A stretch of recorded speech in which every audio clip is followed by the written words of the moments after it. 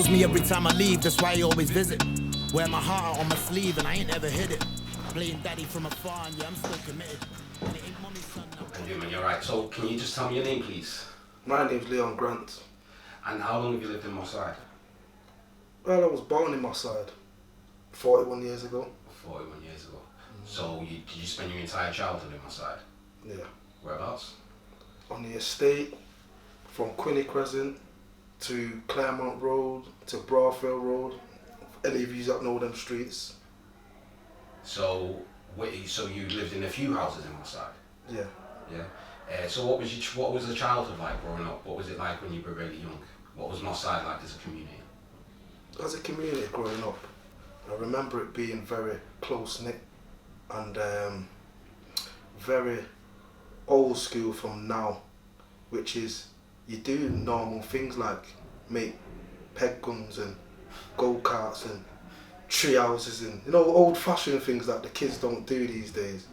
So that's from what I remember. I remember fiddling with these things. They've advanced and changed now, but we'll get onto that in a minute. So what was it like coming into your teenage years, and how did things change as you moved into sort of adolescence? Well, from a teenager, like, as you know, there's a lot of gang culture and lots of followings. I did sports actually. A fact for you here, I'm an ex-pentathlete, Great Britain gold medalist. Okay, sorry, what is that? Gold medalist, Great Britain gold medalist at 5 events. When I was in school, the teacher said, you're very fit and you're very active. I think you should go and do some training in a place called Ashton-under-Lyne. It's still existing to this day. Olympic gym. Yeah? Right. And I trained with the father there, Michael Clegg. Yeah, and Clegg Jr. was a reserve for Manchester United at one point. He's my age, the Mick's son, Yeah. the trainer. So I trained for a few weeks and I entered a competition, a national competition, and to my surprise, I won it. Wow. And became gold medalist of the country. So I am actually in the archives, 1997. How old were you in 97? 16. Amazing. Just leaving school, so it interlinks to what you're asking me, Yeah. So that's my claim to fame. So when did you first sort of hear about gangs? When can you remember the first time you heard about Donington and Gooch and all that? Was that just always there in the background as you were growing up, or did you discover it at some time? Well, at first when you're young, it's not clear and apparent. It's just a neighbourhood. Like you said, what did you do when you grew up? I was fixing scooters and making peg guns and swinging off trees and just things that kids do, making bikes and wheeling and ramps and little things. Yeah. And you see people from the local area with nice things, nice car, nice jewellery, and when you're at that age, you're impressionable and you look up to them people because they're older than you. When you're in school, someone who's 1 year above you, you look up to them, don't you? So that's how it kind of came. It was subtle. It's subtly got, subconsciously into your system. So if you've got a little substance about you, you could be drawn into that type of lifestyle. It's just a lifestyle, like you said, growing up. You're asking me, how was it growing up? No, that's the environment. When did you feel like you got drawn into it? When did I feel? Well, like I said, it's subconscious and subtle. Like if you think, like I was very physical and active and very competitive, so I had that spirit about me. So really, you don't really see it as a gang, do you? Really, you just see it as your mates and your pals and your people who you see all the time and you trust and when you're alright with, and they're alright with you, So, you never considered yourself part of it, but did others, from externally, would people describe you as a gang member at that point? Yeah, there's a phrase called guilty by association. But I was obviously guilty by association. I associated with gang members. Yeah, it was the norm, inverted commas. Did that ever get dangerous for you? Yeah, many times. So can you give us an example of when actually you felt like, oh, this is getting dangerous now? when I was going down the road in the Curry Mile, that's Rusholme, and you know, I acquired some jewellery. I had a pair of these on actually. Similar, very similar. Don't know if you can see my trainers now. And a pair of Moschino jeans. I was going to meet up with a few friends of mine, and some guy stopped me and tried to take my shine off me. So I said, what? He said, yeah, one of them I knew that was associated to the opposition, yeah, to the people who I hanged about with. One thing led to another. I stood up for myself. I says, no, I'm not taking off my jewellery. What? You know, stood my ground. Next thing you know, this guy pulls out a 9mm from the back and clasped it professionally and laced one shot at me towards my leg. Hit me right here in my leg. Deflected off my femur, which is in the centre of your leg, and come out the seam of my jeans. You know, just randomly, suddenly. Now that was just me going to meet my friends. That was just, now that there is not normal. Looking back on hindsight now. And what effect did that have on you? That was the first piece of trauma. That shattered my actual sports career. So when I was coming from school, like I described, and was doing good, I got shot randomly. I never even met the guy doesn't even know me.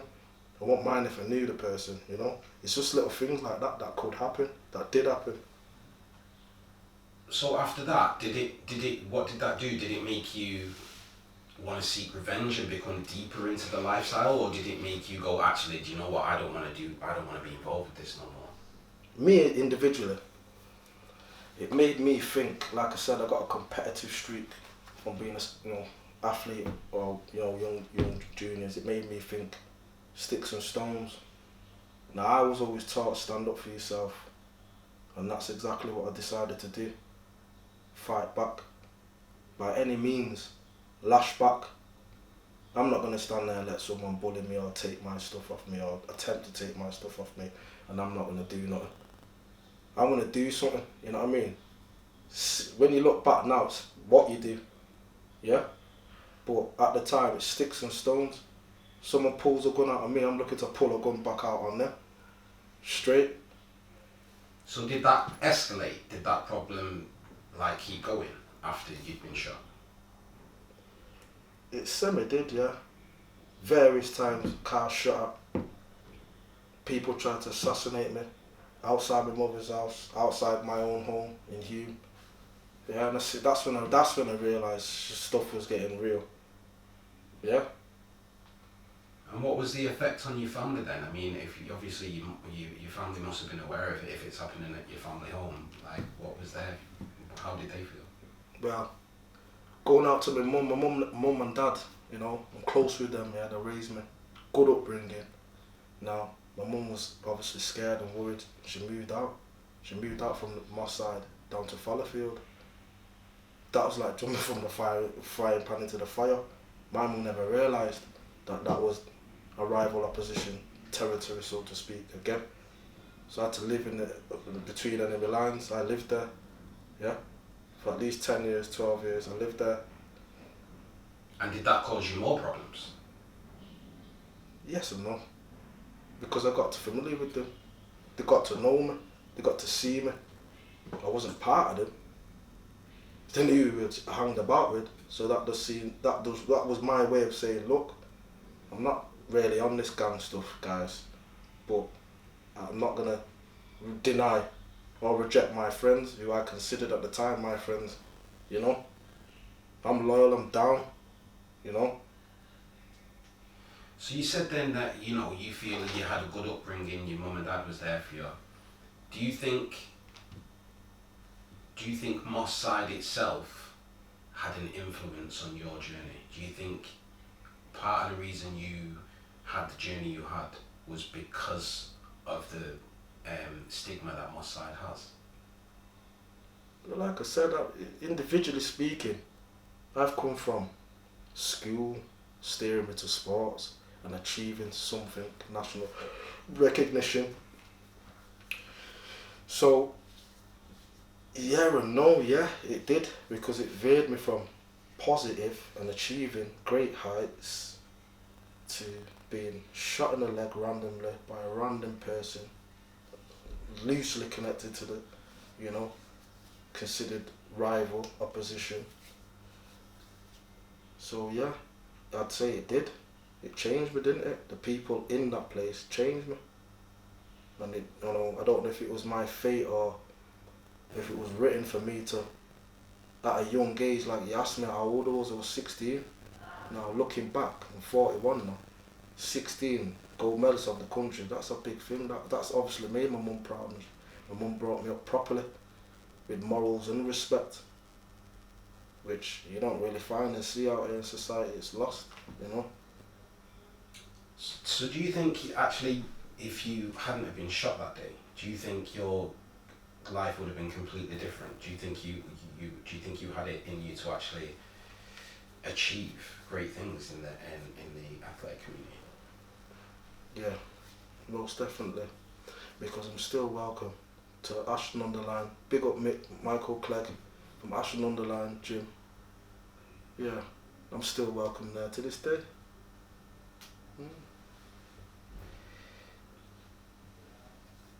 So, if you could go back and talk to your 16-year-old self or your 15-year-old self, what advice would you give to try and change the trajectory? What would he have needed to do? Well, like I said to you, sticks and stones I chose. I thought, they got a gun, I'm gonna get a gun. But looking back at it now, that's had catastrophic consequences on my life, my children's life. Yeah, I got 2 sons now. One's 21, one's 16. And although I'm accessible and I'm fit and healthy and I'm well and there, in this distance there was a gap, because I had ended up going to prison, you know, for a weapon. So in the end I got my collar felt, I got gripped, I got caught, you know, with the thing. So looking back on it now, coming from scooters and fiddling and fixing, what I've gone full circle to, I could have just cut out all that nonsense and all that prison, basically, and all that heartache, pain for my children, kids' mum, my dad, my aunties, uncle, everyone that's related to me.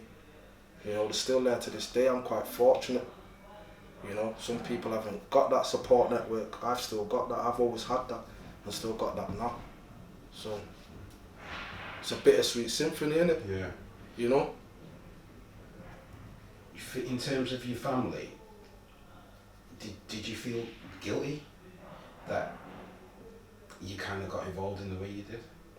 Oh, yeah. Like I said, shout out to my Mardukes, innit? My Marjays, because my Marjays never brought me up that way.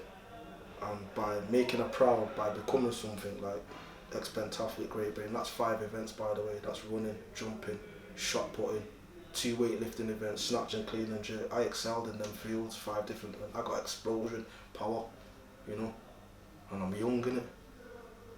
You know, so you're zesty.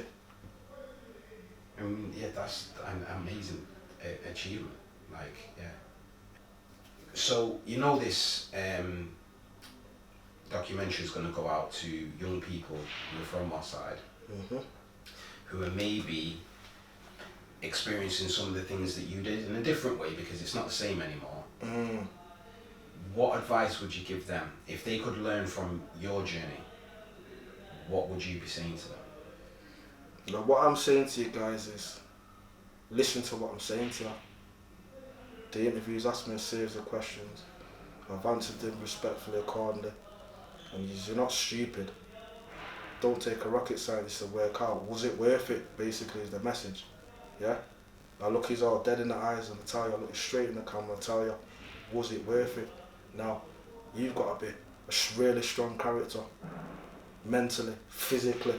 I'm still here, I'm still present. But if you took those choices in them scenarios, what I did, could you handle the prison? Could you handle the repercussions of being shot at, your house getting shot at, you having to do house missions to get home? Bulletproof vest, straps. People know it's real, you know? So the message is it worth it? Your family, your children, yourself, you know, then you're gonna have to a marker on your name, police, always on your case. Police are always on my case. They know I'm fully legit now, but because of the reputation I've built up, even though I've got a good reputation, it's good and bad and everybody in there. So it speaks for itself, guys, you know. Make the right decision in it, because it's long. Would you answer that question, was it worth it? That's what I'm saying. Was it to you? To me, that's a good question, but to me, no. Exactly, yeah. Because like I mentioned before, I've gone full circle. So as a logical thinker, anyone with half a brain, sense in your head, what was the point in that? I was fiddling with that when I was 11, 12 years old. That, you know, I've gone right round and back to but it's future now. You know, they're all electric and all advanced. You just press the button and drive. Back then it was just, you know what I mean? Scoot. Yeah. Can I ask you, how hard is it to overcome that ingrained mentality so that you can get to a point of realising, it's obviously taking you a long time to realise it wasn't worth it, to answer that no, solidified, like, I've realised this ain't worth it. How hard is it to get rid of that mentality that's ingrained and get that, and how would you help other people get past that? Because that must be the struggle most of our, like you just said there, you're not stupid, you know what we're talking about, listen to what I am saying, it is not worth it, but then we know there's knuckleheads who might think, nah, I'm different and whatnot. How, it takes you a long time to get to where you are now. How hard is that journey? How long did it take? Very good question. Like, to this day, I probably could have issues and problems, struggles. You know, it's not easy. And like I said before, you have to be a mentally strong person to wade through them waters there, them deep trenches there, you know. Some people have just naturally got it. So, no. You know, it's a constant, it's an ongoing thing. It's not. I wouldn't say it gets better. You know, being in prison. Who wants to be in prison? Well, away from your family. Some govs telling you what to do, and you know he's just a muppet. You know what I mean? And you've got more substance in him, but he's controlling you for years and years on end. Yeah, I think that's a very traumatic experience, and I won't even go into the details of what people who've been in prison, and you know, it's not a nice place. So I wouldn't advise to commit crime, and you know, and get caught and do all that. You might as well just go down the straight route and done. Because by the time you've gone through all that years of heartache and pain, you're finding yourself starting from scratch again, aren't you? You know, so yeah, it's still ongoing until I'm mega rich. I'm mega established, I'm mega settled, then it's a struggle for me, it's a fight for me, every day is a fight, you know. I'm a fighter. I can hear what you're saying, but actually, I personally think you have come full circle, but that doesn't give it the credit it deserves actually, because that's suggesting you're starting from scratch. But you're not. You've had a journey now that you can learn from and take a lot from. Like no one will have your life experience. Yeah, so but that's not cutting into you. I'm saying full circle in the respect of the work that I do. Yeah. That's why I said full circle, and it's back to this stuff that I do. Yeah. But not as a person.